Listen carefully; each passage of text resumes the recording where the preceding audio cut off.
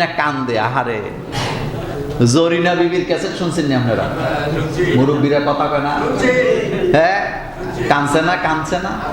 আরে বাপুরি, যে দেশের মানুষ রাজ্জাক সাবানার ওই যে দরিদ্রতা দেখে কান্দে, এই দেশের মানুষের ইমান কোন জায়গায় আছে আপনি বুঝেন না? সমস্যা তো এই জায়গায়।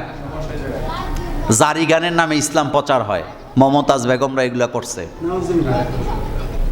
লালনের গান শুনে যারা ইসলাম বুঝতে চায় তারা তো ইসলাম বুঝবে না, বরং ইনডাইরেক্টলি তারা নাস্তিক হয়ে যাওয়ার সম্ভাবনা আছে। কারণ লালন কোনো ধর্মই মানে না, সে নিজে একটা ধর্ম আবিষ্কার করছে, যে ধর্মের নাম দিয়েছে মানব ধর্ম। কি ধর্ম? লালন এই কথা সবার আগে বলছে, যেমনে নাচাও তেমনে নাচি, পুতুলের কি দোষ। নাউজুবিল্লাহ।